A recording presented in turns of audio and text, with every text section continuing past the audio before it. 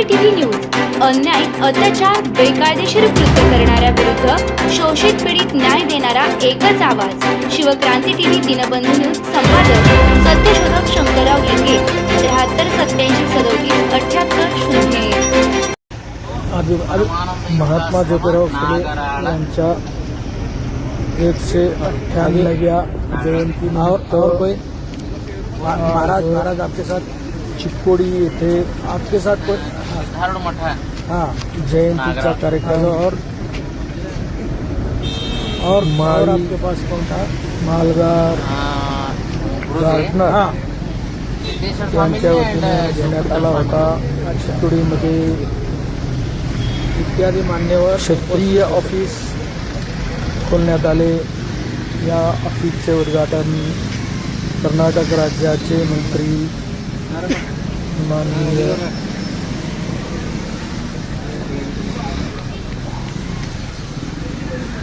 यांच्या हस्ते झाले।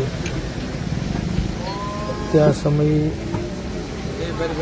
अखिल भारतीय माळी महासंघाचे राष्ट्रीय अध्यक्ष सत्यशोधक शंकरराव लिंगे, माजी आमदार नरेंद्र बाबू, आमदार यादव तसेच चिक्कोडी आणि परिसरातील महाराष्ट्राच्या बॉर्डरवरील माळी समाजाचे कार्यकर्ते उपस्थित होते। या ठिकाणी गुरु महाराज आपका नाम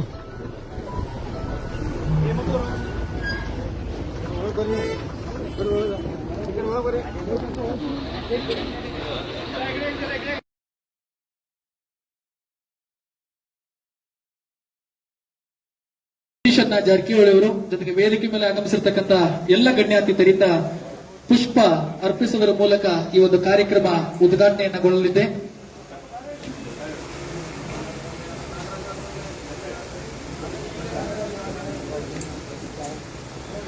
ಪುಷ್ಪ ನಮನವನ್ನ ಸಲ್ಲಿಸ್ತಾ ಇರತಕ್ಕಂತಹ ನಮ್ಮೆಲ್ಲರ ನೆಚ್ಚಿನ ನಾಯಕರಾಗಿರ್ತಕ್ಕಂತಹ ಸನ್ಮಾನ್ಯ ಶ್ರೀ ಸತೀಶಣ್ಣ ಜಾರಕಿಹೊಳಿ, ಜೊತೆಗೆ ಸನ್ಮಾನ್ಯ ಶ್ರೀ ನರೇಂದ್ರ ಬಾಬು ಸರ್ ಮಾಜಿ ಶಾಸಕರು ಬೆಂಗಳೂರು, ಜೊತೆಗೆ ನಮ್ಮ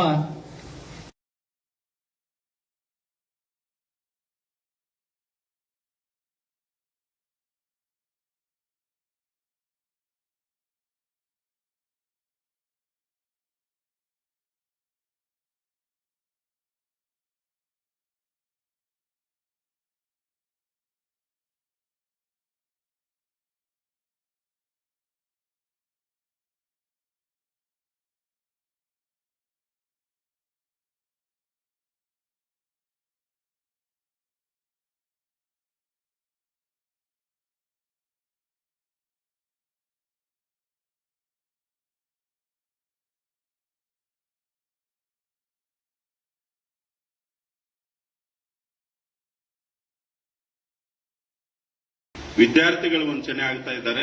ಅದನ್ನ ದಯಮಾಡಿ ವಿಶೇಷ ಕಾಳಜಿ ವಹಿಸಿ ಈಗಾಗಲೇ ನಮ್ಮ ಅಧ್ಯಕ್ಷರಾದಂತಹ ಅಶೋಕ್ ಲಿಂಬೆಗಡದವರು 10 ಹಲವಾರು ಬಾರಿ ಸಾಹೇಬರ ಹತ್ರ ಹೋಗಿ ಬೆಳಗಾವಿ ಜಿಲ್ಲೆಯ ಜಿಲ್ಲಾಧಿಕಾರಿಗಳಿಂದ ಸಾಹೇಬರು ಲೆಟರ್ ಬರೆದು ಒಂದು ಆದೇಶವನ್ನ ಮಾಡಿದ್ದಾರೆ। ಆ ಆದೇಶ ಪ್ರಕಾರ ಈಗಾಗಲೇ ಕೆಲವೊಂದು ತಹಶೀಲ್ದಾರ್ಗಳು ನಮಗೆ ಜಾತಿ ಸರ್ಟಿಫಿಕೇಟ್ಗಳನ್ನು ಕೊಡ್ತಾ ಇದ್ದಾರೆ। ಇನ್ನುಳಿದ ತಹಶೀಲ್ದಾರ್ಗಳು ಬಹಳ ತಹಶೀಲ್ದಾರ್ಗಳು ಇದನ್ನು ಸ್ಥಳೀಯವಾಗಿ ಪರಿಶೀಲನೆ ಮಾಡಬೇಕು, ಆಮೇಲೆ ಕೊಡ್ತೀವಿ ಅಂತಕ್ಕಂಥದ್ದನ್ನು ಮಾಡಿ ವಿಳಂಬ ಮಾಡುವುದರಿಂದ ತುಂಬಾ ತೊಂದರೆ ಆಗ್ತಾ ಇದೆ। ಅದೊಂದು ನಮ್ಮ ಭಾವಿ ವಿದ್ಯಾರ್ಥಿಗಳಿಗೆ ಉದ್ಯೋಗ ಮಾಡತಕ್ಕಂಥ ಯುವಕ ಯುವತಿಯರಿಗೆ ಅನುಕೂಲ ಆಗ್ತದೆ ಸಾಹೇಬ್ರೆ, ಅದನ್ನು ದಯಮಾಡಿ ಸರ್ಕಾರ ಹಂತದಲ್ಲಿ ಒಂದು, ಯಾಕಂದ್ರೆ 13ರಲ್ಲಿ ನಾವು ಸನ್ಮಾನ್ಯ ಸಿದ್ದರಾಮಯ್ಯ ಸಾಹೇಬ್ರ ಹತ್ರ ಒಂದು 200 ಜನ ನಾವು ಉತ್ತರ ಕರ್ನಾಟಕದ ಎಲ್ಲಾ ಪ್ರಮುಖರು ಹೋದಾಗ ಆ ಸಂದರ್ಭದಲ್ಲಿ ಲಿಂಗಾಯತ ವೀರಶೈವ ಗಲಾಟೆ ಶುರುವಾಗಿತ್ತು। ಅವಾಗ ಸಾಹೇಬ್ರು ಏನಂದ್ರು, ಈ ಗಲಾಟೆ ಮುಗಿದ ಮೇಲೆ ಒಂದು ಅಧ್ಯಯನವನ್ನು ತರಿಸಿ, ಯಾವುದಾದ್ರೂ ಒಂದು ಯೂನಿವರ್ಸಿಟಿಯಿಂದ ಅಧ್ಯಯನ ವರದಿಯನ್ನು ತರಿಸಿ ನಿಮಗೆ ಜಾತಿ ಸರ್ಟಿಫಿಕೇಟ್ ಕೊಡುವಲ್ಲಿ ಸರಳೀಕರಣ ಮಾಡ್ತೀವಿ, ಒಂದು ಸರ್ಕಾರದಿಂದ ಆದೇಶ ಮಾಡ್ತೀವಿ ಅಂತಕ್ಕಂಥದ್ದಾಗಿತ್ತು। ನಮ್ಮ ಕಡೆನೂ ಸಾಕಷ್ಟು ತಪ್ಪುಗಳಿದ್ದಾವೆ। ನಾವು ಏನಾಗ್ತದೆ ಅಂದ್ರೆ 6 ತಿಂಗಳು ಆದ್ಮೇಲೆ ನೆನಪು ಮಾಡ್ತಾ ಹೋಗ್ತೀವಿ। ಇನ್ನು ಮೇಲೆ ಅದಕ್ಕೊಂದು ತಂಡ ರಚನೆ ಮಾಡಿ, ನಮ್ಮ ಪ್ರಮುಖರ ತಂಡ ರಚನೆ ಮಾಡಿ ಸಾಹೇಬ್ರ ಜೊತೆ ಸಂಪರ್ಕದಲ್ಲಿದ್ದು ಈ 4 ಬೇಡಿಕೆಗಳನ್ನ ಈ ಪ್ರಸ್ತುತ ಸರ್ಕಾರದಲ್ಲಿ ಮಾಡಿಸಿಕೊಟ್ರೆ ಇದೊಂದು ಮಾಳಿ ಸಮಾಜದ ಭವಿಷ್ಯಕ್ಕೆ ಒಂದು ದೊಡ್ಡ ಬುನಾದಿಯನ್ನ ಹಾಕಿ ಕೊಡ್ಲಿಕ್ಕೆ ಸಾಧ್ಯ ಆಗ್ತದೆ. ಯಾಕಂತಂದ್ರೆ ನಾವು ಅನೇಕ ಕೆಲಸಗಳನ್ನ ಅವ್ರ ಕಡೆಯಿಂದ ಪಡೆದರೂ ಸಹಿತ ಕಾರ್ಯರೂಪಕ್ಕೆ ಬರುವಲ್ಲಿ ನಮ್ಮ ಕಡೆನೂ ಸಹಿತ ಅನೇಕ ತಪ್ಪುಗಳಾಗಿದ್ದಾವೆ.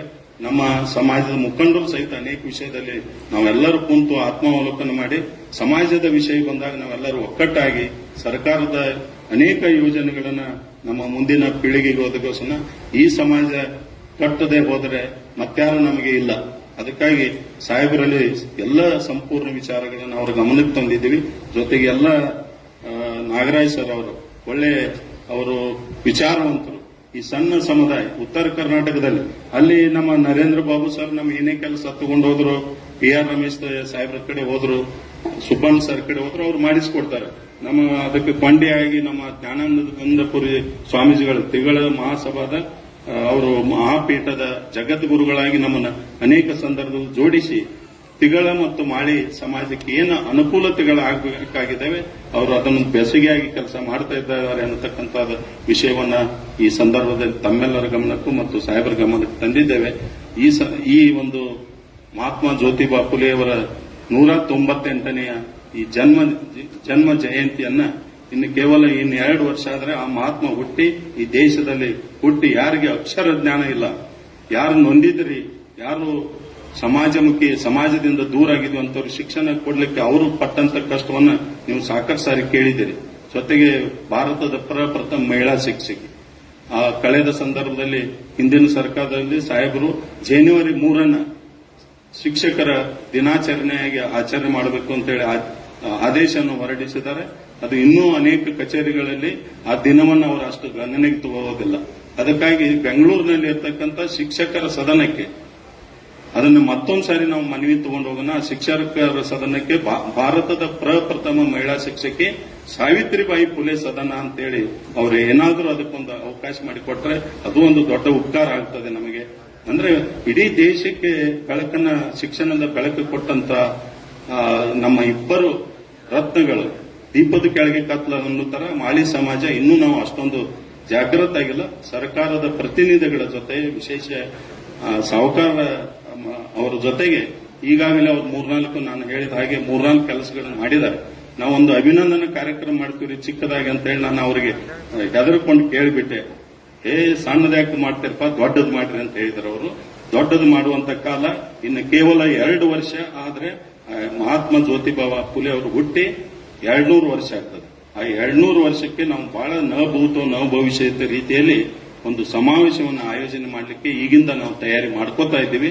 ಆ ಕಾರ್ಯಕ್ರಮವನ್ನು ಸಹಿತ ಸಾಹೇಬರ ನೇತೃತ್ವದಲ್ಲಿ ಮಾಡೋಣ ಅಂತೇಳಿ ನಾವೆಲ್ಲರೂ ಈ ಸಂದರ್ಭದಲ್ಲಿ ಒಪ್ಪಿಗೆಯನ್ನು ಕೊಡುತ್ತಾ ಅವರಿಗೆ ಈಗಾಗಲೇ ಮಹಾರಾಷ್ಟ್ರ, ಉತ್ತರ ಪ್ರದೇಶ, ಹಿಮಾಚಲ ಎಲ್ಲಾ ಸರ್ಕಾರಗಳು ಕೊನೆಯದಾಗಿ ಹೇಳುವುದೇನೆಂದ್ರೆ ಭಾರತ ರತ್ನ ಪ್ರಶಸ್ತಿಯನ್ನ ಫುಲೆ ಅವರಿಗೆ ಕೊಡಬೇಕು ಅಂತ ಹೇಳಿ ಈಗಾಗಲೇ ಸರ್ಕಾರಗಳು ಅಲ್ಲಿ ಅನುಮೋದನೆ ನೋಡಿ ಕೇಂದ್ರ ಸರ್ಕಾರಕ್ಕೆ ಕಳಿಸಿದಾವೆ ಶಿಫಾರಸು ಮಾಡಿ.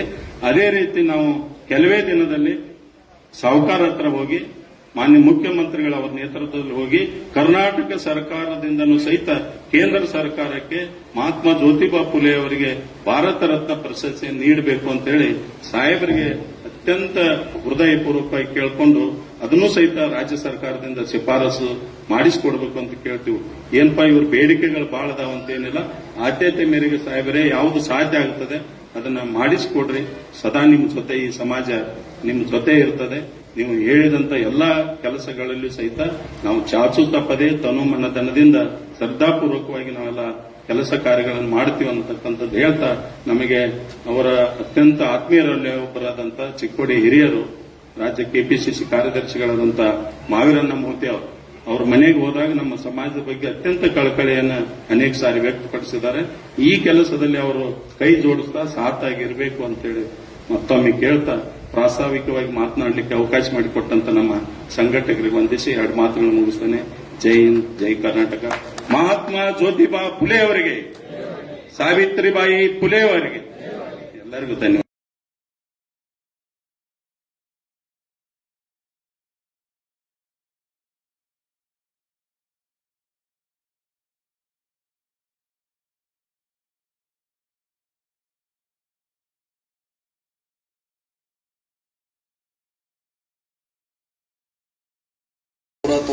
ನೇ ಜಯಂತಿಯ ಕಾರ್ಯಕ್ರಮದ ಸಾನ್ನಿಧ್ಯ ವಹಿಸುವಂತ ಪರಮ ಪೂಜ್ಯ ಶ್ರೀ ಜಗದ್ಗುರು ಶ್ರೀ ಜ್ಞಾನದಾಪುರಿ ಮಹಾಸ್ವಾಮೀಜಿ ಶಿವಗಂಗೆ ಪೀಠ ತುಮಕೂರು ಇವರ ಪಾದಗಳಿಗೆ ನಮಸ್ಕರಿಸುತ್ತಾ, ಅದೇ ರೀತಿ ನಿಪ್ಟಾಳಾಶ್ರಮದ ಶ್ರೀಗಳು, ಒಡೆರಟ್ಟಿ ಶ್ರೀಗಳು, ಕಂಪನಟ್ಟಿ ಶ್ರೀಗಳು ಅವರು ಕೂಡ ಭಕ್ತಿಪೂರ್ವಕವಾಗಿ ನಮಸ್ಕರಿಸುತ್ತಾ, ಕಾರ್ಯಕ್ರಮದಲ್ಲಿ ಈಗ ತಾನೇ ನಮ್ಮೆಲ್ಲ ಉದ್ದೇಶಿಸಿ ಮಾತಾಡಿದಂತಹ ಮಾಜಿ ಶಾಸಕರು ಆತ್ಮೀಯರಾದ ನರೇಂದ್ರ ಬಾಬು ಅವರೇ, ಆತ್ಮೀಯರು ಈ ಭಾಗದ ಮುಖಂಡರಾದ ಮಾಹಿರ್ ಮೊಹಿತೆ ಅವರೇ, ಇನ್ನೂರು ಆತ್ಮೀಯರು ವಿಧಾನ ಪರಿಷತ್ತಿನ ಸದಸ್ಯರಾದ ನಾಗರಾಜ್ ಯಾದವ್ ಅವರೇ, ಸದಾಶಿವ ಬೂಟಾಳೆ ಅವರೇ, ಈ ಕಾರ್ಯಕ್ರಮದ ರೂವಾರಿಗಳು, ಈ ಕಾರ್ಯಕ್ರಮದ ಮುಖಾಂತರ ನಮ್ಮ ಸಮುದಾಯ ಪ್ರಗತಿ ಆಗಬೇಕು, ಸಮಸ್ಯೆಗಳಿಗೆ ಪರಿಹಾರ ಆಗಬೇಕಂತ ಕಾರ್ಯಕ್ರಮ ನಿರೂಪಿಸಿದಂತ ಬಸವರಾಜ ಬಳಕೆ ಅವರೇ ಮತ್ತು ಅಶೋಕ್ ಲಿಂಬಿಗಿಡದವರೇ, ಅವರೆಲ್ಲ ಸಹೋದರಗಳೇ, ವೇದಿಕೆ ಮೇಲಿರುವಂತಹ ಎಲ್ಲ ಗಣ್ಯಮಾನ್ಯರೇ, ಈ ಕಾರ್ಯಕ್ರಮ ಭಾಗವಂತ ಎಲ್ಲ ಆತ್ಮೀಯ ಬಂಧುಗಳೇ, ಇವತ್ತು ನಾವು ಒಬ್ಬ ಮಹಾನ್ ನಾಯಕನ ಜಯಂತಿಯನ್ನು ಆಚರಣೆ ಮಾಡ್ತಾ ಇದ್ದೀವಿ. ಈಗಾಗಲೇ ಬಹಳಷ್ಟು ಭಾಷಣಕಾರರು ತಮ್ಮದೇ ಆದ ಅನುಭವಗಳ ಮೂಲಕ ಜ್ಯೋತಿಬಾ ಫುಲೆ ಅವರ ಹೋರಾಟ, ಅವರ ಸಿದ್ಧಾಂತ ಜೊತೆಗೆ ಆ ಸಮುದಾಯದ ಸಮಸ್ಯೆಗಳನ್ನು ಹೇಳುವಂತ ಪ್ರಯತ್ನ ಮಾಡಿದ್ದಾರೆ. ಮಹಾತ್ಮ ಜ್ಯೋತಿಬಾ ಫುಲೆ ಅವರು ಸಾವಿತ್ರಿಬಾಯಿ ಫುಲೆ ಅವರಿಗೆ ಶಿಕ್ಷಣ ನೀಡುವ ಮೂಲಕ ವಂಚಿತ ಸಮುದಾಯಗಳು ಮತ್ತು ವಿಶೇಷವಾಗಿ ಮಹಿಳೆಯರಿಗೆ ಶಿಕ್ಷಣ ಕೊಡಬೇಕಂತ 1850ರಲ್ಲಿ ಪುಣೆಯಲ್ಲಿ ಅವರ ಕ್ರಾಂತಿ ಪ್ರಾರಂಭ ಆಯಿತು. ಆ ಕ್ರಾಂತಿ ಪ್ರಾರಂಭ ಆಗಿ ಇನ್ನೂ ಮುಂದುವರ್ತಾನೆ ಇದೆ, ನಿಂತಿಲ್ಲ. ಅದು ಅವರು ಮಾಡಿರುವಂತಹ ಘನ ಕಾರ್ಯ, ಅದು ಮಹಿಳೆಯರಿಗೆ ವಿಶೇಷವಾಗಿ ಶಿಕ್ಷಣ ಕೊಡಬೇಕು. ಯಾಕಂದ್ರೆ 1850ರಲ್ಲಿ ಮಹಿಳೆಯರಿಗೆ ಶಿಕ್ಷಣ ಪಡೆದು ಬಹಳ ಕಷ್ಟದ ಕೆಲಸ ಆಗಿದೆ. ಆ ಸಂದರ್ಭದಲ್ಲಿ ಯಾರು ಕೂಡ ಶೋಷಿತರು, ವಿಶೇಷವಾಗಿ ಮಹಿಳೆಯರು ಕೂಡ ಶಿಕ್ಷಣಕ್ಕೆ ನಿರ್ಬಂಧ ಇತ್ತು. ಅಂತ ಸಂದರ್ಭದಲ್ಲಿ ಅವರಿಗೆ ಚಿಕ್ಕ ವಯಸ್ಸಿನಲ್ಲಿ ಅವರಿಗೆ ಒಂದು ಶಾಲೆ ಪ್ರಾರಂಭ ಮಾಡಿ ಮಹಿಳೆಯರಿಗೆ ಶಿಕ್ಷಣ ಕೊಡುವಂತ ಬಹಳ ಮಹತ್ವದ ಒಂದು ನಿರ್ಧಾರದಿಂದ ಇವತ್ತು ಭಾರತ ದೇಶದಲ್ಲಿ ಅವರು ಪ್ರಭಾವಗಳಾಗಿದ್ದಾರೆ. ಕಾಶ್ಮೀರದಿಂದ ಹಿಡಿದು ಕನ್ಯಾಕುಮಾರಿವರೆಗೆ ಸಾವಿತ್ರಿಬಾಯಿ ಫುಲೆ ಮತ್ತು ಜ್ಯೋತಿಬಾ ಫುಲೆ ಅವರನ್ನ ಫೋಟೋ ನೋಡ್ತೀವಿ. ಬಹುಶಃ ನಾವು ಚಿಕ್ಕುಡಿಯಲ್ಲಿ ನೋಡ್ಲಿಕ್ಕೆ ಆಗಲ್ಲ, ಆದರೆ ಕನ್ಯಾಕುಮಾರಿಯಲ್ಲಿ ನೋಡ್ಲಿಕ್ಕೆ ಸಾಧ್ಯ ಇದೆ, ಕಾಶ್ಮೀರದಲ್ಲಿ ನೋಡ್ಲಿಕ್ಕೆ ಸಾಧ್ಯ ಇದೆ, ವೆಸ್ಟ್ ಬೆಂಗಾಲಲ್ಲಿ ನೋಡ್ತೀವಿ, ಗುಜರಾತಲ್ಲಿ ನೋಡ್ತೀವಿ. ಅದೇ ರೀತಿ ಅಂಬೇಡ್ಕರ್ ಅವರ ಫೋಟೋ ನೋಡ್ತೀವಿ, ನಾವು ಬುದ್ಧನ ಫೋಟೋ ನೋಡ್ತೀವಿ, ನಾರಾಯಣ ಗುರುಗಳ ಫೋಟೋ ನೋಡ್ತೀವಿ, ಪಕ್ಕದ ಕೊಲ್ಲಾಪುರ ಶಾಹು ಮಹಾರಾಜರ ಫೋಟೋಗಳನ್ನು ನೋಡ್ತೀವಿ. ಯಾಕೆ ನೋಡ್ತೀವಿ ಅಂದ್ರೆ ಅವರು ಅಂತ ಘನ ಕಾರ್ಯ ಮಾಡಿದ್ದಾರೆ. ಈ ದೇಶಕ್ಕೆ ಬಹಳ ದೊಡ್ಡ ಕೊಡುಗೆಯನ್ನು ಕೊಡೋದ್ರಿಂದ ಬಹುಶಃ ದಿಲ್ಲಿಯಲ್ಲಿ ಯಾವುದೇ ಅಲ್ಲಿ ಹೋರಾಟದ ಹಿಂದೆ ಏನು ಕಾರ್ಯಕ್ರಮ ಅಧ್ಯಾತ್ಮ ಸಾವಿತ್ರಿಬಾಯಿ ಫುಲೆ, ಜ್ಯೋತಿಬಾ ಫುಲೆ ಚಿತ್ರವನ್ನು ನೋಡ್ತೀವಿ. ಸೊ ಅವ್ರಿನ್ನೂ ಬಹಳಷ್ಟು ಎತ್ತರಕ್ಕೆ ಬೆಳೆಸಬೇಕಾಗಿತ್ತು. ನಾವೆಲ್ಲ ನಾವು ಯಾರಿಗೆ ಬೆಳೆಸಬೇಕಾಯ್ತು ಅವ್ನು ಹಿಂದಿಟ್ಟಿವಿ, ಯಾರನ್ನ ಬೆಳೆಸಬಾರ್ದು ಅವ್ರನ್ನ ಮುಂದಿಟ್ಟಿವಿ. ಇದು ದುರ್ದಾಗ. ಹಿಂಗಾಗಿ ಎಲ್ಲ ಇದರಲ್ಲಿ ನಮಗೆ ಅದಾಗಿಲ್ಲ ಇದಾಗಿಲ್ಲ ಅನ್ನೋದು ನಮ್ಮ ಬರೋದು. ನಿಮ್ಮ ಜ್ಯೋತಿಬಾ ಫುಲೆ ಅವರ ಮಹತ್ವವನ್ನ ನೀವು ಅರಿದೇ ಹೋಗಿದ್ರೆ ಇದು ಸಮಸ್ಯೆ ಆಗಿದೆ. ಬಾಬಾ ಸಾಹೇಬ್ ಅಂಬೇಡ್ಕರ್ ಅವರ ಮಹತ್ವವನ್ನು ನೀವು ಅರಿದಾಗೋದ್ರಿಂದ ನೀವು ನಿಮ್ಮ ಸಮಸ್ಯೆಗಳಿಗೆ ಇನ್ನೂ ಪರಿಹಾರ ಸಿಕ್ಕಿಲ್ಲ. ಬಸವಣ್ಣ ಅವರು ಹೇಳಿರುವಂತಹ ಸಮಾನತೆ ಯಾರಿಗೂ ಕೂಡ ಅರ್ಥ ಆಗೋದ್ರಿಂದ ನೀವು ಇನ್ನೂ ಕೂಡ ಹೋರಾಟದಲ್ಲೇ ಇದ್ದೀರಿ. ನಾವಿನ್ನು ಶಿಕ್ಷಣ ಸಿಕ್ಕಿಲ್ಲ, ನಮ್ಮ ಮಕ್ಕಳು IAS ಆಗಿಲ್ಲ, IPS ಆಗಿಲ್ಲ, ನಮಗೂ ನಿಗಮ್ ಬೇಕಾಗಿದೆ, ಹಲವಾರು ಸಮಸ್ಯೆಗಳಿದೆ. ಇದು ಯಾಕಾಗಿಲ್ಲ, ನಮ್ಮ ಮನೆಯಲ್ಲಿರುವಂತ ಮಹತ್ವವನ್ನು ನಾವು ತಿಳ್ಕೊಳ್ಳಿಕ್ಕಾಗಿಲ್ಲ. ಹೀಗಾಗಿ ಇನ್ನು ಸಂಘರ್ಷ ತಪ್ಪೇ ಇಲ್ಲ. ನಾವು ಕ್ರಾಂತಿಕಾರಿ ಗೀತೆಗಳನ್ನು ಹಾಡ್ತೀವಿ. ಬುದ್ಧ, ಬಸವ, ಅಂಬೇಡ್ಕರ, ಜ್ಯೋತಿಬಾ ಫುಲೆ ಆಗಲಿಲ್ಲ ಆದರ್ಶ, ಇನ್ನೂ ತಪ್ಪೇ ಇಲ್ಲ, ಸಂಘರ್ಷ ತಾಡ್ತೀವಿ. ಅಂದ್ರೆ ಅವ್ರ ಆದರ್ಶ ಆಗಿಲ್ಲ, ಇನ್ನು ನಿಮ್ಮ ತಹಶೀಲ್ದಾರ್ ಆಫೀಸ್ಗೆ ಅರ್ಜಿ ಕೊಡೋದು ತಪ್ಪೇ ಅಲ್ಲ. ತಹಸೀಲ್ದಾರ್ ಆಫೀಸ್ ಕೊಡೋದು, DC ಕೊಡೋದು, ಮಂತ್ರಿ ಬಂದಾಗ ಅವ್ರಿಗೆ ಅರ್ಜಿ ಕೊಡೋದು, ಇವ್ರಿಗೆ ಅರ್ಜಿ ಕೊಡೋದು ತಪ್ಪಿಲ್ಲ. ಜ್ಯೋತಿಬಾ ಫುಲೆ ಅವರ ಆದರ್ಶಗಳನ್ನ ನಾವು ಯಾರು ಕೂಡ ಅಳವಡಿಸಿಕೊಳ್ಳೋದಿಲ್ಲ. ಹೀಗಾಗಿ ಅಂಬೇಡ್ಕರ್ ಅವರು ಹೇಳಿದಂಗೆ ಯಾರಿಗೆ ಇತಿಹಾಸ ಗೊತ್ತಿದೆ ಅವ್ರಿಗೆ ಮಾತ್ರ ಇತಿಹಾಸವನ್ನ ನಿರ್ಮಾಣ ಮಾಡಬಲ್ಲರು, ನಿರ್ಮಿಸಬಲ್ಲರು ಅಂತ ಹೇಳಿದ್ರು. ಹೀಗಾಗಿ ನಮ್ಮ ಮುಖಂಡರ ನಾಯಕರ ಇತಿಹಾಸ ನಮ್ಗೆ ಗೊತ್ತಿಲ್ಲ. ಹೀಗಾಗಿ ಬೇರೆಯವ್ರ ಇತಿಹಾಸ ಜೊತೆ ಬೆನ್ನತ್ತಿದ್ವಿ ನಾವು. ಬೇರೆಯವ್ರ ಇತಿಹಾಸ ಆದರ್ಶಗಳನ್ನ ನಾವು ಮೈಗೂಡಿಸಿದ್ವಿ. ನಿಜೇಶ್ವರನ ಅಂಬಿಗರ ಚೌಡಯ್ಯ ಅವರ ಆದರ್ಶಗಳೇ ಅವರು ಮಾಡ್ತಿದ್ರು. ನಾರಾಯಣ ಗುರು ಅವರ ಹೋರಾಟ ನಾವು ಮರ್ತಿದ್ದೀವಿ. ಬುದ್ಧನ ವಿಚಾರಗಳನ್ನ ಮರ್ತಿದ್ದೀವಿ. ಹೀಗಾಗಿ ನಾವಿನ್ನೂ ಸಂಘರ್ಷದ ಹಾದಿಯಲ್ಲಿ ಇದ್ದೀವಿ. ಇನ್ನಾದ್ರೂ ಕೂಡ ನಮ್ಮ ಮನೆಯಲ್ಲಿರುವಂತಹ ಆದರ್ಶಗಳನ್ನು ನಾವು ಅಳವಡಿಸ್ಕೋಬೇಕು. ಅಂದಾಗ ಮಾತ್ರ ಪರಿಹಾರ ಕಂಡುಕೊಳ್ಳಿಕ್ಕೆ ಸಾಧ್ಯ ಇದೆ. ಇದು ಎಲ್ಲ ಸರ್ಕಾರ ಮಾತ್ರ ಪರಿಹಾರ ಮಾಡ್ಲಿಕ್ಕೆ ಸಾಧ್ಯ ಇಲ್ಲ. ಇನ್ನು 10 ಸರ್ಕಾರ ಬರಲಿ, 10 ಬದಲಾವಣೆ ಆಗಲಿ, ನೀವು ನಿಮ್ಮವರಾಗಲಿ ಮುಖ್ಯಮಂತ್ರಿಗಳು, ಇದು ಬದಲಾವಣೆ ಮಾಡಲಿಕ್ಕೆ ಸರ್ಕಾರದ ಸಾಧ್ಯ ಇಲ್ಲ. ನೀವು ಬೆಳಿಬೇಕು, ನಿಮ್ಮ ಸಮಾಜ ನೀವು ಬೆಳೆಸಬೇಕದು ಸಿದ್ಧಾಂತ ಇದು. ನೀವು ಬೆಳಿಬೇಕು ಫಸ್ಟ್, ನಿಮ್ಮ ಸಮಾಜವನ್ನು ನಿಮ್ಮ ಜೊತೆ ಬೆಳೆಸಬೇಕು. ಈ ಕೆಲವು ಸಮುದಾಯಗಳಿದೆ ನಮ್ಮ ದೇಶದಲ್ಲಿ, ಅವ್ರು ಯಾರು ಸರ್ಕಾರ ಕಡೆ ಅರ್ಜಿನ ಕೊಡೋಲ್ಲ. ಇಡೀ ದೇಶ ಆರ್ಥಿಕತೆ ಅವ್ರ ನಿಯಂತ್ರಣದಲ್ಲಿದೆ. ಗುಜರಾತಿಗಳು, ರಾಜಸ್ಥಾನಿಗಳ ಕೈಯಲ್ಲಿ ಅವರಿಗೆ ಭಾರತ ದೇಶದ ಆರ್ಥಿಕತೆ ಅವ್ರ ಕೈಯಲ್ಲಿದೆ. ಅವ್ರು ಯಾರು MLAಗಳಿಲ್ಲ, MP ಗಳಿಲ್ಲ, ಮುಖ್ಯಮಂತ್ರಿಗಳು ಆಗಿಲ್ಲ. ಅವರು ಅಂದ್ರೆ ಅವರು ಬೆಳೆದ್ರು, ಅವ್ರ ಸಮಾಜನ ಅವ್ರು ಬೆಳೆಸಿದ್ರು. ಆ ಸಿದ್ಧಾಂತಕ್ಕೆ ನಾವೆಲ್ಲ ಬರಬೇಕು. ಸರ್ಕಾರ ಮಾಡುವಷ್ಟು ಮಾಡಿದ್ರೆ ಎಲ್ಲರಿಗೂ ಸಹಾಯ ಮಾಡ್ಲಿಕ್ಕೆ ಸಾಧ್ಯ ಇಲ್ಲ ಸರ್ಕಾರ. ಈಗೆಲ್ಲ ನೀವು ನಿಗಮ ಹೇಳಿದ್ರಿ, ಇಂದಿನ ಬಸವರಾಜ ಬೊಮ್ಮಾಯಿ ಸರ್ಕಾರ ಕೊನೆ ಗಳಿಗೆಯಲ್ಲಿ ಒಂದು ಸಹಿ ಮಾಡಿಬಿಟ್ರು ಅಷ್ಟೇ. ಅವರು ಸುಮಾರು ಒಂದು 10-15 ನಿಗಮ. ಅದಕ್ಕೆ ಇವರ ಸ್ವಾಮೀಜಿ ಹೇಳಿದಂಗೆ ಬೋರ್ಡು ಇಲ್ಲ, ಅಧ್ಯಕ್ಷ ಇಲ್ಲ, ದುಡ್ಡು ಇಲ್ಲ. ಒಂದು 10 ದಿನ 15 ಒಂದೇ ಕೊನೆ ಗಳಿಗೆಯಲ್ಲಿ ಇನ್ನೇನು ಒಂದು ತಿಂಗಳ ಇದೆ ಅಂದ್ರೆ ಒಂದು ಸಹಿ ಮಾಡಿಬಿಟ್ರು ಅಷ್ಟೇ ಲೆಟರ್ ಮೇಲೆ. ಅದನ್ನೇ ಎಲ್ಲರಿಗೂ ತೋರಿಸ್ಕೊತ ಹೋದ್ರ. ನೋಡಿ ನಾವು ನಿಮಗೆ ನಿಗಮ ಮಾಡಿದೀವಿ ಅಂತ ಲೆಟರ್ ಅಷ್ಟೇ. ಅದಕ್ಕೆ ಬಜೆಟ್ ಕೊಡಬೇಕು, MD ಬೇಕು, ಅದರಲ್ಲೇ ಅಂತ ಮಾನದಂಡಗಳ ರೂಲ್ಸ್ ಬೇಕಾಗ್ತದೆ. ಇದೆಲ್ಲ ರಾಜಕೀಯ ಉದ್ದೇಶ ಗೆಲ್ಲಲಿಕ್ಕೆ ತರಾತುರಿಲಿ ಏನು ಮಾಡೋದ್ರಿಂದ ಅದು ಬಹಳ ಸಮಸ್ಯೆಯಲ್ಲಿ ನಾವು ಸಿಕ್ಕಾಕೊಳ್ತೀವಿ. ಅದಕ್ಕೆ ಮುಂದಿನ ನೋಡೋಣ ನಮ್ಮ ಸರ್ಕಾರ ಏನ್ ಮಾಡ್ಲಿಕ್ಕೆ ಸಾಧ್ಯ ಇದೆ, ಅದ್ರ ಬಗ್ಗೆ ಖಂಡಿತವಾಗಿ ಚರ್ಚೆಯನ್ನ ಮಾಡ್ತೀವಿ. ಜ್ಯೋತಿಬಾ ಫುಲೆ ಅವರನ್ನ ನೋಡಿ, ಇವತ್ತೆಲ್ಲ ಕರ್ನಾಟಕದಲ್ಲಿ ಇಡೀ ಭಾರತದಲ್ಲಿ ಹೆಸರಾಗಲಿಕ್ಕೆ ನಮ್ಮಿಂದ ಅಲ್ಲ, ನಾವು ಫುಲೆ ಅವರ ಆದರ್ಶಗಳನ್ನ ಪಾಲನೆ ಮಾಡ್ತೀವಿ, ಅಂಬೇಡ್ಕರ್ ಆದರ್ಶಗಳನ್ನ ಪಾಲನೆ ಮಾಡ್ತೀವಿ, ಬಸವಣ್ಣವರ ಆದರ್ಶ ಪಾಲನೆ ಮಾಡೋದ್ರಿಂದ ಇವತ್ತು ನಾವು ಅದನ್ನ ತಗೊಂಡು ನಾವು ಮುಂದೋದಿ, ನಮ್ಮಿಂದ ನಾವು ಮುಂದೋಗಿಲ್ಲ. ಅವರ ಸಿದ್ಧಾಂತಗಳನ್ನ ನಾವು ಸಮಾಜಕ್ಕೆ ಹೇಳೋದ್ರಿಂದ ನಾವು ಇವತ್ತು ರಾಜ್ಯದಲ್ಲಿ ಪ್ರಖ್ಯಾತ ಆಗಲಿಕ್ಕೆ ಸಾಧ್ಯ ಆಗಿದೆ. ಪ್ರತಿಯೊಬ್ಬರು ಮಾಳಿಯವರು ಜ್ಯೋತಿಬಾ ಫುಲೆ ಬಗ್ಗೆ, ಅವರ ಹೋರಾಟ ಬಗ್ಗೆ ನೀವು ತಿಳ್ಕೊಳ್ಳಿಕ್ಕೆ, ಅದನ್ನ ಸ್ಟಡಿ ಮಾಡಲಿಕ್ಕೆ ನೀವೆಲ್ಲ ಪ್ರಯತ್ನ ಮಾಡಬೇಕು. ನಾವು ಬಹುಶಃ ಸಾವಿತ್ರಿಬಾಯಿ ಫುಲೆನ 20 ವರ್ಷಗಳಿಂದ ನಮ್ಮ ಜಿಲ್ಲೆಯಲ್ಲಿ ನಾವು ಹೇಳಕ್ ಶುರು ಮಾಡಿದ್ವಿ. ಇವತ್ತಿಗೆಲ್ಲ 20 ವರ್ಷಗಳ ಹಿಂದೆ ಅವರ ಬಗ್ಗೆ ಪ್ರಚಾರ ಮಾಡಲಿಕ್ಕೆ, ಮನೆ ಮನೆಗೆ ಅವ್ರ ವಿಚಾರಗಳು ಹೇಳುವಂತ ಪ್ರಯತ್ನ ನಮ್ಮ ಮಾನವ ಬಂಧುತ್ವ ಇದಕ್ಕೆ ನಾವು ನಿರಂತರವಾಗಿ ಮಾಡ್ತಾನೆ ಇದ್ವಿ. ಅದಕ್ಕಾಗಿ ಹೆಚ್ಚು ತಿಳ್ಕೊಳ್ಳಿಕ್ಕೆ ನೀವೆಲ್ಲ ಪ್ರಾಮಾಣಿಕ ಪ್ರಯತ್ನ ಮಾಡಿ, ಅಂಬೇಡ್ಕರ್ ಹೇಳಿದಂಗೆ ನಿಮ್ಮ ಭವಿಷ್ಯ ನಿಮ್ಮ ಕೈಯಲ್ಲಿದೆ ಅಂತ ಹೇಳೋರು. ನಿಮ್ಮ ಭವಿಷ್ಯ ನಿಮ್ಮ ಕೈಯಲ್ಲಿದೆ, ಬೇರೆಯವ್ರಿಗೆ ಯಾರನ್ನ ಕೈ ತೋರಿಸಿ ನಾ ಅದಾಗ್ತೀವಿ ಇದಾಗ್ತೀವಲ್ಲ. ನಿಮ್ಮ ಭವಿಷ್ಯ ನಿಮ್ಮ ಕೈಯಲ್ಲಿದೆ. ನೀವು ಎಷ್ಟು ದುಡಿತೀರಿ, ಎಷ್ಟು ಜ್ಞಾನ ಸಂಪಾದನೆ ಮಾಡ್ತೀರಿ, ಅದರಿಂದ ನೀವು ಪ್ರಗತಿ ಆಗ್ತೀರಂತ ಅಂಬೇಡ್ಕರ್ ಅನ್ನ ಸುಮಾರು 70 ವರ್ಷಗಳಿಂದ ನಮಗೆ ಸಂದೇಶ ಕೊಟ್ಟು ಹೋಗಿದ್ದಾರೆ. ಅವೆಲ್ಲ ನಾವು ಒಂದ್ಸಲ ಅವಲೋಕನೆ ಮಾಡಬೇಕಾಗುತ್ತೆ. ಅವ್ರೇನು ಸುಮ್ಮನೆ ಏನು ಹೇಳಿಲ್ಲ, ಅವಲೋಕನೆ ಮಾಡ್ಕೊಳ್ಳೋದು ಬಹಳ ಅವಶ್ಯಕತೆ ಇದೆ. ಮತ್ತು ಬಹಳ ದೊಡ್ಡ ಕೊಡುಗೆ ಜ್ಯೋತಿಬಾ ಫುಲೆ ಅವರು ಛತ್ರಪತಿ ಶಿವಾಜಿ ಮಹಾರಾಜ್ ಅವರ ಇತಿಹಾಸವನ್ನ ಮುಚ್ಚುವಂತ ಪ್ರಯತ್ನ ಆಗಿತ್ತು ಆವಾಗಿನ ಕಾಲದಲ್ಲಿ.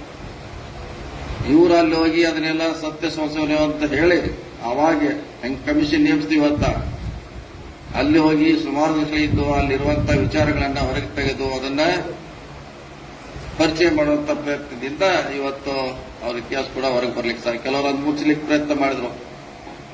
ಛತ್ರಪತಿ ಶಿವಾಜಿ ಅವರ ಇತಿಹಾಸ ಗೊತ್ತಾದ್ರೆ ಅವ್ರು ಬಹಳ ದೊಡ್ಡ ನಾಯಕರಾಗ್ತಾರೆ. ಈಗ ಅವಾಗ ಯಾರು ಮುಚ್ಚಕ್ ಕೂತಿದ್ರು, ಈಗ ಅವ್ರ ಹಿಡ್ಕೊಂಡು ಓಡಾಡ್ತಾರೆ. ಈಗ ಯಾರು ಅವಾಗ ಅವ್ರ ಇತಿಹಾಸವನ್ನು ಮುಚ್ಚಲಿಕ್ಕೆ ಪ್ರಯತ್ನ ಮಾಡಿದ್ರು, ಈಗ ಅವರು ಅದ್ರ ಮುಂದೆ ಹಿಡ್ಕೊಂಡು ಅವರು ಸೊ ಎಲ್ಲ ಇತಿಹಾಸವನ್ನು ನಾವು ತಿಳ್ಕೋಬೇಕಾಗ್ತದೆ. ಯಾರು ನಮ್ಮ ಪರವಾಗಿ ಹೋರಾಟ ಮಾಡಿದ್ರು, ಯಾರು ನಮ್ಮ ಪರವಾಗಿ ಇಲ್ಲ. ಬಹಳ ಸೂಕ್ಷ್ಮವಾಗಿರುವಂತ ದೇಶ. ಸುಮಾರು ಸಾವಿರಾರು ಜಾತಿಗಳು, ಸಾವಿರಾರು ಭಾಷೆಗಳು ಗೊಂದಲದಲ್ಲಿರುವಂತ ಸಮಸ್ಯೆ. ಇವನ್ನೆಲ್ಲ ತಿಳ್ಕೊಂಡಾಗ ಮಾತ್ರ ಸಮಾಜವನ್ನ ಕಟ್ಟಲಿಕ್ಕೆ ಸಾಧ್ಯ ಆಗ್ತಾ ಇದೆ ಅನ್ನೋ ಮಾತನ್ನ ಈ ಸಂದರ್ಭದಲ್ಲಿ ಹೇಳುತ್ತಾ, ಜೊತೆಗೆ ಸಾವಿತ್ರಿಬಾಯಿ ಫುಲೆ ಅಥವಾ ಫುಲೆ ದಂಪತಿಗಳ ಹೆಸರು ಈ ರಾಜ್ಯದಲ್ಲಿ ಇಡಬೇಕಂತ ಸಿದ್ದರಾಮಯ್ಯನವರು ಈಗಾಗಲೇ ಅವರ ಫೋಟೋಗಳನ್ನು ಇಡಲಿಕ್ಕೆ ಆದೇಶ ಮಾಡಿದ್ದಾರೆ. ಎಲ್ಲ ಸರ್ಕಾರಿ ಕಚೇರಿಗಳಲ್ಲಿ ಇರಬೇಕಂತ ಹೇಳಿದ್ದಾರೆ. ಬಸವಣ್ಣವ್ರ ಫೋಟೋನ ಇಟ್ಟದ್ದು ನಮ್ಮ ಸರ್ಕಾರ, ಸಿದ್ದರಾಮಯ್ಯ ಸರ್ಕಾರನೇ. ಬಹಳಷ್ಟು ಜನ ತಮ್ಮ ಕಚೇರಿಯಲ್ಲಿ ಬಸವಣ್ಣವ್ರ ಫೋಟೋ ಇಡಲಿಕ್ಕೆ ಇಂಟ್ರೆಸ್ಟ್ ಇಲ್ಲ, ಆದ್ರೂ ಜನ ಅವ್ರ ಬೆನ್ನ ಹತ್ತದೆ. ಅಂಬೇಡ್ಕರ್ ಫೋಟೋ ಇಡ್ಲಿಕ್ಕೆ ರೆಡಿ ಇಲ್ಲ ಕೆಲವರು, ಆದ್ರೂ ಜನ ಅವರಿಗೆ ಜೈ ಅಂತಾರೆ.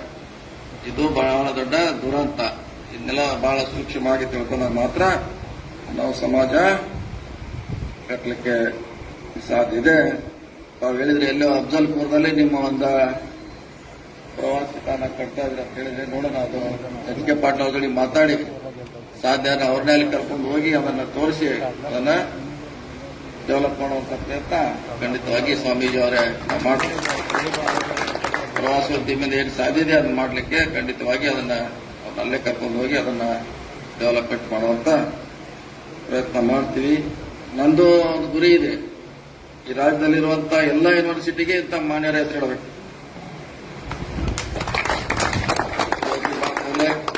ಡಾಕ್ಟರ್ ಅಂಬೇಡ್ಕರ್, ಬಸವಣ್ಣವರು, ಕಿತ್ತೂರು ಚೆನ್ನಮ್ಮ, ಕ್ರಾಂತಿವೀರ ಸಂಗೊಳ್ಳಿ ರಾಯಣ್ಣ, ನಿಜ ಶರಣ ಅಂಬೇಡ್ಕರ್, ಚೌಡಯ್ಯ, ವಾಲ್ಮೀಕಿ ಈಗಾಗಲೇ ನಮ್ಮ ಮೊನ್ನೆ ರಾಯಚೂರಲ್ಲಿ ಇಟ್ಟಿದ್ದೀವಿ. ಸೊ ಅದು ಇಡೋದ್ರಿಂದ ನಮ್ಮ ಹೊಸ ಪೀಳಿಗೆ ಇವ್ರು ಯಾರು ಅಂತ ಗೊತ್ತಾಗ್ತದೆ. ಇವ್ರು ಯಾರು, ಇವ್ರ ಹೆಸರು ಯಾಕೆ ಇಟ್ಟಾರೆ? ಶಾವ ಮಹಾರಾಜ್ ಅವರ ಹೆಸರು, ನಾರಾಯಣ ಗುರು ಅವರ ಹೆಸರು ಅಂದ್ರೆ ಜನ ತಿಳ್ಕೊಳ್ಳೋಕೆ ಶುರು ಮಾಡಿದಕ್ಕೆ ಯಾಕಿದ್ದು ಇವ್ರ ಹೆಸರಿಟ್ಟು, ಇವ್ರೇನ್ ಮಾಡಿದ್ರು ನಮಗೋಸ್ಕರ.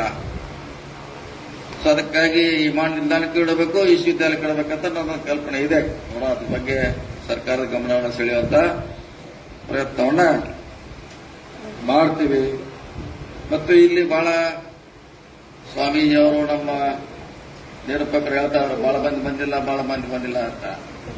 ಒಬ್ಬ ಅಂಬೇಡ್ಕರ್ ಅವರು ಇಡೀ ದೇಶವನ್ನ ಒಂದು ಸಂವಿಧಾನ ಬಗ್ಗೆ ಎಲ್ಲರೂ ತಲೆ ಬಾಗಿಸುವಂತ ಪ್ರಯತ್ನ ಮಾಡಿದ್ರು. ಒಬ್ಬ ಅಂಬೇಡ್ಕರ್ ಅವರು ಇನ್ನು ಇಷ್ಟ ಬಂದ್ರೆ ಸಾಕು, ಎಷ್ಟೇ ಜನನ ಸಮಾಜ ಕಟ್ಲಿಕ್ಕೆ ಸಾಕು, ಏನ್ ಬಹಳ ಮಂದಿ ಬರುತ್ತೆ. ಬಹಳ ದೊಡ್ಡ ಕಾರ್ಯಕ್ರಮ ಕೂಡ ನಾವು ಕನ್ವಿನ್ಸ್ ಮಾಡ್ಲಿಕ್ಕೆ ಆಗೋಲ್ಲ. ಅದು ಇಲ್ಲಿ ನೀವು ಎಷ್ಟು ಜನ ಕೂತಿದ್ರೆ ನಿಮಗ್ ಕನ್ವಿನ್ಸ್ ಮಾಡೋದಂಗ ಅದು ಬಹಳ ದೊಡ್ಡ ಜಾತ್ರೆಯಲ್ಲಿ ಕನ್ವಿನ್ಸ್ ಮಾಡ್ಲಿಕ್ಕೆ ಆಗೋಲ್ಲ. ಇಷ್ಟೇ ಸಣ್ಣದೇ ಬೇಕು ಸಮಾಜ ಕಟ್ಟಲಿಕ್ಕೆ. ನಾವು ಇಂಥದ್ದ ಬಹಳ ಲೈಕ್ ಮಾಡ್ತೀವಿ. ಬಹಳ ಜನ ಬಂದ್ರೆ ಅವನಲ್ಲಿ ಸರ್ಕಲ್ನಾಗ ಅಲ್ಲಾಡಿರ್ತಾರ. ಅವ್ರಿಗೆ ಇಲ್ಲಿ ಇಂಟ್ರೆಸ್ಟ್ ಇರಲ್ಲ. ಕೆಲವು ಸ್ವಲ್ಪ ಮುಂದೆ ಆ ಕಡೆ ಎಲ್ಲ ಹೋಗತ್ತಾನ. ಸಮಾಜ ಕಟ್ಟಾರಲ್ಲ, ಇಲ್ಲಿ ಕೂತಿದ್ವಿ ಗಟ್ಟಿಯಾಗೆ. ಇಷ್ಟ ಜನ ಸಾಕು. ಬೆಳಗಾವಿ ಜಿಲ್ಲಾ ಮಳೆ ಸಮಾಜನ ಕಟ್ಟಲಿಕ್ಕೆ ಇಷ್ಟು ಜನ ಸಾಕು, ಏನು ಬಹಳ ಜನ ಅವಶ್ಯಕತೆ ಇಲ್ಲ. ಅದಕ್ಕಾಗಿ ಸಮಾಜ ಕಟ್ಟಲಿಕ್ಕೆ ಎಲ್ಲರದು ಅವಶ್ಯಕತೆ ಇಲ್ಲ, ಕೆಲವ್ರದ್ದು ಅವಶ್ಯಕತೆ. ನೀವು ಹೋಗಿ ನಿಮ್ಮ ಸಮಾಜವನ್ನು ನಿಮ್ಮ ಊರಲ್ಲಿ ಕಟ್ಟಿ ಅಲ್ಲಿ ಕಾರ್ಯಕ್ರಮ ಮಾಡಿ ಅಲ್ಲಿ ಸ್ವಾಮೀಜಿಗೆ ಕಳಿಸಿ ಅಲ್ಲಿ ಯಾರು ಎಕ್ಸ್ಪರ್ಟ್ ಇದ್ದವ್ರು ಕರೆಸಿ ಹೇಳುವಂತ ಪ್ರಯತ್ನ ಮಾಡಿ. ಯಾಕೆ ನಾವು ಕೂಡ ಸಮಾಜ ಬಿಟ್ಟು ಮಾನವರೆಲ್ಲ ಒಂದೇ ಅಂತ ಸಿದ್ಧಾಂತದಲ್ಲಿ ಕಳೆದ 30 ವರ್ಷಗಳಿಂದ ಹೋರಾಟ ಮಾಡ್ತಾರೆ. ಅದು ಮೊದಲು ನಮ್ಮ ಗೋಕಾಕ್ ತಾಲೂಕು ಸೀಮಿತವಾಗಿತ್ತು, ನಂತರ ಜಿಲ್ಲೆಗೆ ಸೀಮಿತ ಆಯ್ತು. ಇಡೀ 30 ವರ್ಷಗಳಲ್ಲಿ ಇಡೀ ಚಾಮರಾಜನಗರ ಬೀದರ್ವರೆಗೆ ನಾವು ಅದನ್ನ ಕಟ್ಟುವಂತ ಪ್ರಯತ್ನ ಮಾಡಿದೆವು. ಅದು ನಮ್ಮ ಸಿದ್ಧಾಂತ ಅಲ್ಲ, ಅದು ಫುಲೆ ಅವರ ಸಿದ್ಧಾಂತ, ಅಂಬೇಡ್ಕರ್ ಸಿದ್ಧಾಂತ, ಬಸವಣ್ಣವರ ಸಿದ್ಧಾಂತ ಅಲ್ಲಿವರೆಗೆ ಹೋಗಿ ಮುಟ್ಟಿದ್ವಿ ನಾವು. ಆ ವಿಚಾರಗಳು ಕೂಡ ನೀವು ಅಳವಡಿಸಬೇಕು. ಜಾತಿ ಮನೆ ಹೊರಗಡೆ ಅಲ್ಲ, ನಾವೆಲ್ಲ ಮಾನವರು, ಮನುಷ್ಯರು, ಸಮಾನತೆ ಇರಬೇಕಂತ ನಮಗೆಲ್ಲ ಬಸವಣ್ಣವರು, ಅಂಬೇಡ್ಕರ್ ಅವರು ಹೇಳಿದ್ದಾರೆ. ಅದನ್ನೆಲ್ಲ ಹೇಳುವಂತ ಪ್ರಯತ್ನ ಮಾಡುದು. ನಮ್ಮ ಕುಟುಂಬ ವಿಶೇಷವಾಗಿ ಎಲ್ಲರಿಗೆ ದನಿ ಕೊಡುವಂತ ಪ್ರಯತ್ನ ಮಾಡಿದ್ವಿ. ಎಲ್ಲರೂ ನಮ್ಮವರನ್ನು ಪ್ರಯತ್ನ ಮಾಡ್ತಾ ಇದ್ವಿ. ನಮಗೆಲ್ಲಿ ಅವಕಾಶ ಸಿಕ್ಕಿದೆ ಅಲ್ಲಿ ಸಹಾಯ ಮಾಡುವಂತ ಪ್ರಯತ್ನ ಮಾಡಿದ್ವಿ. ನಮ್ಮ ಅಥಣಿ ಪೌರಸಭೆ ಅಧ್ಯಕ್ಷರಾಗಿ ಬೂಟಾಳರು ಇರ್ಬೋದು, ಡಿಸಿಸಿ ಬ್ಯಾಂಕ್ ಕುಲಗೋಡೆ ಅವ್ರು ಮಾಡೋದಿರ್ಬೋದು, ಅನೇಕ ನಮಗೇನು ಅವಕಾಶ ಸಿಕ್ಕಿದೆ ಮಾಡುವಂತ ಪ್ರಯತ್ನ ಮಾಡಿದ್ವಿ. ಎಲ್ಲ ಸಮುದಾಯಕ್ಕೆ ಯಾವುದು ದನಿ ಇಲ್ಲ ಅದಕ್ಕೆ ದನಿ ಕೊಡುವಂತ ಪ್ರಯತ್ನ ಕಳೆದ 30 ವರ್ಷದಿಂದ ಮಾಡ್ತಾ ಇದ್ದೀವಿ. ಮುಂದೂ ಕೂಡ ತಮ್ಮೆಲ್ಲರ ಸಹಕಾರದಿಂದ ನಾವು ಮಾಡ್ತಾ ಇದ್ದೀವಿ. ತಾವೆಲ್ಲ ನಮಗೆ ಈ ಭಾಗದಲ್ಲಿ ಬಹಳ ದೊಡ್ಡ ಆಶೀರ್ವಾದ ಮಾಡಿದ್ರೆ ಲೋಕಸಭೆ ಚುನಾವಣೆಯಲ್ಲಿ ತಾವೆಲ್ಲ ಆಶೀರ್ವಾದ ಮಾಡೋದ್ರಿಂದ ಇವತ್ತು ಪ್ರಿಯಾಂಕಾ ಈ ಭಾಗದ ಸಂಸದರಾಗಿದ್ದಾರೆ. ನಿಮ್ಮ ಸೇವೆ ಮಾಡಲಿಕ್ಕೆ ಅವರು ಕೂಡ ಪ್ರಯತ್ನ ಮಾಡ್ತಿದ್ದಾರೆ. ಬರೀ ಚುನಾವಣೆ ಬಂದಾಗ ಭಾಷಣ ಮಾಡಿ ಓಟ್ ಹಾಕೋದಲ್ಲ, ನಮ್ಮ ನಿರಂತರವಾಗಿ ನಿಮ್ಮ ಜೊತೆ ಇರಬೇಕು, ನಿಮ್ಮ ಸೇವೆ ಮಾಡಬೇಕಂತ ಪ್ರಯತ್ನ ಮಾಡ್ತೀವಿ. ಉದಾಹರಣೆ ಬಹುಶಃ ಬೇಸಿಗೆಯಲ್ಲಿ ಕಳೆದ ಸಾರಿ ಕೂಡ ನೀರು ಬಿಟ್ಟಿದ್ವಿ ನಾವು. ಸುಮಾರು ಈ ಭಾಗದ ಜನ ಪ್ರಥಮ ಬಾರಿಗೆ ಈ ಭಾಗದಲ್ಲಿ ಕುಡಿಲಿಕ್ಕೆ ನೀರು ಸಿಗದೆ ಇರುವಂತಹ ಸಂದರ್ಭದಲ್ಲಿ ಇವತ್ತು ರೈತರಿಗೆ ನೀರು ಬಿಡಿಸುವಂತ ಪ್ರಯತ್ನ ಮಾಡಿದ್ವಿ. ಅದು ಬಹಳ ಜನ ಆದ್ರೆ ಎಲೆಕ್ಷನ್ ಇತ್ತು, ಹೋದ್ಸಲ ಬಿಡಿಸಿದ್ರು, ಈ ಸಲ ಬಿಡುದಿಲ್ಲ ಅಂತ ಬಹಳ ಮಂದಿ ಹೇಳ್ತಾರೆ. ಹೇಳ್ತಾರೆ ಇಲ್ಲ, ಅಲ್ಲೆಲ್ಲೆಲ್ಲ ಚಾದಗಡೆ ಖಾಲಿ ಇರ್ತಾರೆ, ಉತ್ತೇರ್ ಮಾಡೋದು. ಅರ್ಧ ಪುರಿ ಅರ್ಧ ಚಾ ತಗೊಂಡು ಕೂತು 10 ತಾಸೆಲ್ಲ ಮೋದಿ ಅವರು ಹಿಡ್ಕೊಂಡು ಕರ್ನಾಟಕ ಸಿದ್ದರಾಮಯ್ಯ ಅಂತ ಮಾತಾಡೋರು. ಅರೆ ನಮಗೆ ನಿಜವಾದ ರೈತರ ಕಾಳಜಿ ಇದೆ. ನಮಗೆ ಓಟ್ ಕೊಟ್ಟಂತ ರೈತರ ಬಗ್ಗೆ ವಿಶೇಷ ಕಾಳಜಿ ಇದೆ. ಅದಕ್ಕೂ ಈ ದಿವಸ 12 ದಿವಸ ಇತ್ತು, ಅದನ್ನ ಮತ್ತೆ 2 ದಿವಸ ಎಕ್ಸ್ಟೆಂಡ್ ಮಾಡಿ 12 ದಿವಸ ಕೊಟ್ಟಿದ್ವಿ. ನಾಳೆವರೆಗೆ ನೀರು ಇರ್ತದೆ. ಸೊ ನಾವೇನು ಮಾತು ಕೊಟ್ಟಿದ್ದೀವಿ, ಏನ್ ಹೇಳ್ತೀವಿ ಅದನ್ನ ಖಂಡಿತವಾಗಿ ಮುಗಿಸುವಂತ ಪ್ರಯತ್ನ ಮಾಡಿದ್ವಿ. ಬಹುಶಃ ಇದು ಬಹಳ ದೊಡ್ಡ ರೈತರಿಗೆ ಒಂದು ಕುರ್ಚಿ ಮತ್ತು ರಾಯಬಾಗ ರೈತರಿಗೆ ವಿಶೇಷವಾದ ಅದರಿಂದ ಅನುಕೂಲ ಆಗಿದೆ. ಈ ಕಡೆ ಕಬ್ಬೂರ್ ಕಡೆ ಇರ್ಬೋದು, ಬಾಗೇವಾಡಿ ಇರ್ಬೋದು. ಸೊ ಇನ್ನೊಂದ್ ಸಾರಿ ಬಿಡ್ತೀವಿ. ಅದು ಹೇಳಿದ್ರು ಹೋದ್ ಸಾರಿ ಹೆಂಗ್ 2 ಸಲ ಬಿಟ್ಟಿದ್ದೀವಿ, ಮೇ ಎಂಡಿ ಕೂಡ ಇನ್ನೊಂದ್ಸಾರಿ ಮತ್ತೆ ರೈತರಿಗೆ ನೀರು ಬಿಡ್ತೀವಿ. ಇನ್ನೊಂದ್ಸಾರಿ ಈ ಕಡೆ 10 ದಿವಸ, ಆ ಕಡೆ CRBC 10 ದಿವಸ, ಮತ್ತೆ ಯಾವಾಗ ನಿಮಗೆ ರೈತರಿಗೆ ಅವಶ್ಯಕತೆ ಇದೆ ಇನ್ನೊಂದ್ಸಾರಿ ಬಿಡ್ತೀವಿ. ಅಂದ್ರೆ ರೈತರ ಬಗ್ಗೆ ಕೂಡ ಕಾಳಜಿ ಇದೆ, ಹಿಂದುಳಿದವರ ಬಗ್ಗೆ ಕಾಳಜಿ ಇದೆ, ವಿದ್ಯಾರ್ಥಿಗಳ ಬಗ್ಗೆ ಕಾಳಜಿ. ಅಂದ್ರೆ ಎಲ್ಲಾ ಸೆಕ್ಟರ್ನಲ್ಲಿ ನೋಡ್ತೀವಿ ನಾವು. ಬರೀ ರಾಜಕೀಯ ಅಂದ್ರೆ ಬರೀ ಓಟ್ಗೋಸ್ಕರ ಅಲ್ಲ, ಏನ್ ಅವಶ್ಯಕತೆ ಇದೆ ಜನರಿಗೆ ಅದನ್ನ ರೈತರಿಗೆ ಬೇಕಾದ ಏನು ನೀರು, ಅದರಲ್ಲಿ ಯಾವುದೇ ಜಾತಿ ಪಕ್ಷ ಇರೋಲ್ಲ.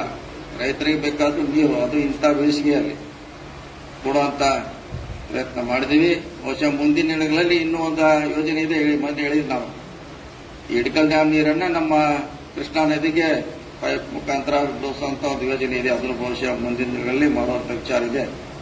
ಯಾಕಂದ್ರೆ ಮಹಾರಾಷ್ಟ್ರದಿಂದ ನಮಗೆ ನೀರು ಬರ್ತಾ ಇಲ್ಲ. ಮುಂಚೆ ಬಿಡ್ತಾ ಇದ್ರೆ ಈಗ ಬಿಡ್ತಾ ಇಲ್ಲ. ಅಲ್ಲಿ ಬಹಳ ಜನಕ್ಕೆ ಸಂಕಟ ಆಗ್ತಾ ಇದೆ. ಈ ಕಾಲುವೆಯಿಂದ ಕೆನಾಲ್ ಮುಖಾಂತರ ಸುಮಾರು ಒಂದು 20 ಕಿಲೋಮೀಟರ್ ಮೇಲಾಗಬಹುದು. ಇಲ್ಲಿ ನೀರನ್ನ ಅಲ್ಲಿ ಕೊಡುವಂತ ಒಂದು ಯೋಜನೆ ಕೂಡ ಇದೆ. ಅವ್ರಿಗೂ ಮುಂದಿನ ದಿನಗಳಲ್ಲಿ ಅದನ್ನು ಮಾಡುವಂತ ಸಹಕಾರದಿಂದ ಪ್ರಯತ್ನ ಮಾಡ್ತೀವಿ ಮಾತನ್ನ ಈ ಸಂದರ್ಭದಲ್ಲಿ ಹೇಳುತ್ತಾ, ನೀವು ಎಲ್ಲಿಯವರೆಗೆ ಈ ನಾಯಕರ ಇತಿಹಾಸ ತಿಳ್ಕೊಳ್ಳೋ ಅಲ್ಲಿವರೆಗೆ ಪ್ರಶ್ನೆ ಅಲ್ಲ. ಯಾವ ಸರ್ಕಾರ ಬಂದರೂ ಕೂಡ ಅರ್ಜಿ ಕೊಡೋದಷ್ಟೇ ಆಗುತ್ತೆ. ಬಂದಾಗ ಅರ್ಜಿ ಕೊಡೋದು, ಅರ್ಜಿ ಎಲ್ಲಾ ಸರ್ಕಾರ ಯಾವುದು ಕೂಡ ಫುಲ್ಫಿಲ್ ಮಾಡ್ಲಿಕ್ಕೆ ಆಗೋಲ್ಲ. ನೀವು ಬೆಳಿಬೇಕು, ಆರ್ಥಿಕವಾಗಿ, ಸಾಮಾಜಿಕವಾಗಿ, ಶೈಕ್ಷಣಿಕವಾಗಿ. ನಿಮ್ಮಲ್ಲಿರುವಂತಹ ಹಣವನ್ನ ಸಮಾಜಕ್ಕೆ ನೀವು ಡಿಸ್ಟ್ರಿಬ್ಯೂಷನ್ ಮಾಡಿದಾಗ ಮಾತ್ರ ಅದು ಬೇಕಾಗುತ್ತೆ. ಯಾವ ರೀತಿ ಬಸವಣ್ಣವರು ಕಾಯಕ ಮತ್ತು ಕೈಲಾಸ. ಸೊ ಆ ರೀತಿ ನಮ್ಮ ವಿಚಾರಗಳಿಗೆ ಇದ್ದಾಗ ಖಂಡಿತವಾದ ಮಳೆ ಸಮಾಜ ಇರ್ಬೋದು, ಅಥವಾ ಇತರ ಯಾವುದೇ ಹಿಂದುಳಿದ ಸಮಾಜ ಇರ್ಬೋದು, ಅಥವಾ ಮುಂದುವರೆದ ಸಮಾಜ ಬೆಳೀಲಿಕ್ಕೆ ನಿಮ್ಮಲ್ಲಿರುವಂತಹ ಆರ್ಥಿಕತೆಯನ್ನ ನೀವು ಬೇರೆಯವರು ಕೊಟ್ಟಾಗ ಮಾತ್ರ ಅದು ಬೆಳೀಲಿಕ್ಕೆ ಸಾಧ್ಯ ಆಗ್ತದೆ. ಆ ನಿಟ್ಟಿನಲ್ಲಿ ನಮ್ಮ ಕರ್ನಾಟಕ ರಾಜ್ಯ ಮಾಲಗಾರ್ ಮಹಾಸಭಾ ಟ್ರಸ್ಟ್ ವತಿಯಿಂದ ಅಂತ ಕಾರ್ಯಕ್ರಮ ಮಾಡಿದ್ರೆ, ವಿಶೇಷವಾಗಿ ನಮಗೆ ನಿಮ್ಮ ಅಶೋಕ್ ಅಂತಿ ಒಂದು 10-20 ಸಲ ಬದಲಾಗ ಅವನ ಸಂಬಂಧ ಬ್ಯಾಸತ್ ಬಂದೆ. ನಾನು ಇವತ್ತು ಕೂಡ ಮರ್ತಿದ್ದೆ. ನಾನು ಮೀಟಿಂಗ್ ಇತ್ತು ಬೆಳಗಾವಿಯಲ್ಲಿ. ಇಲ್ಲ ನಾನು ಚಿಕ್ಕೋಡಿ ಹೋಗಲೇಬೇಕು, ಮಾತು ಕೊಟ್ಟಿದ್ದೀನಿ. ಬಹಳ ಆಸಕ್ತಿದವ್ರು ಮಾಡಿದ್ದಾರೆ. ನಮ್ಮವ್ರು ಹೇಳ್ತಾ ಇದ್ರು, ಇನ್ನೂ ಜನ ಕುಡಿಲ್ಲ, ಹೋಗೋದು ಬೇಡ, ಊಟ ಮಾಡಿಬೋಣ ಅಂತ. ಅರೆ ನಾವು ಹೋದ್ರೆ ಅವ್ರ ಧೈರ್ಯ ಶಕ್ತಿ ತುಂಬಬೇಕವ್ರು. ಕಾರ್ಯಕ್ರಮ ಮಾಡಿದಾಗ ನಾವು ಶಕ್ತಿ ತುಂಬಬೇಕವ್ರು. 10 ಜನ ಬಂದಾರ, 20 ಜನ ಬಂದಾರ, 100 ಅದು ಮುಖ್ಯ ಅಲ್ಲ. ಅವ್ರು ಕಾರ್ಯಕ್ರಮ ಮಾಡಿದ್ದಾರೆ. ನಾವು 10 ಜನ ಇದ್ರೆ ಹೋಗಾವತ್ ಹೇಳ್ದ, 10 ಜನ ಇದ್ರೆ ಹೋಗವ್ರೆ, ನಾವು ಭಾಷಣ ಮಾಡಾರೆ. ಅವ್ರಿಗೆ ಶಕ್ತಿ ತುಂಬ. ಇವತ್ತಿನ ಈ 200 ಜನ ಮುಂದಿನ ಸರಿ 2 ಸಲ ಆಗ್ತಾರೆ. ನಾವು ಶಕ್ತಿ ತುಂಬೋದ್ರಿಂದ ಸಂಘಟಿದ್ರೆ ಏನು ಹಂಗೆ ಇವತ್ತಷ್ಟು ಬೆಳೆದಿದ್ದೆ, ಮುಂದಿನ ಸಾರಿ ಬೆಳೆದಿದ್ದೆ, ಒಂದೇ ಸಾರಿ ಬೆಳಿಲ್ಲ. ಈಗ ನಾವು ನಮ್ಮ ಸಂಘಟನೆ ಬೆಳೆಸಿದ 30 ವರ್ಷ ಆಯ್ತು. ನಾವು 10 ಜನಕ್ಕೂ ಭಾಷಣ ಮಾಡಿದೀವಿ, 100 ಮಾಡಿದೀವಿ, 10,000 ಮಾಡಿದೀವಿ, 2 ಲಕ್ಷವರೆಗೂ ಮಾಡಿದೀವಿ ಭಾಷಣಗಳನ್ನ. ಬಹಳ ಜನ ಮುಖ್ಯ ಅಲ್ಲ, ಸಿದ್ಧಾಂತಕ್ಕೆ ಎಷ್ಟು ಜನ ಅಂಟುಕೊಳ್ತಾರ ಅದು ಬಹಳ ಮುಖ್ಯ ಅನ್ನೋ ಮಾತನ್ನು ಹೇಳ್ತಾ, ನಿಮ್ ಜೊತೆ ನಾವು ಸದಾ ಹಿಂದೂ ಇದ್ದೀವಿ, ಇವತ್ತು ಇರ್ತೀವಿ ನಾಳೆ ಇರ್ತೀವಿ ಅನ್ನೋ ಮಾತನ್ನು ಹೇಳಿ ನನ್ನ ಮಾತು ಮುಗಿಸಿ ನಮಸ್ಕಾರ.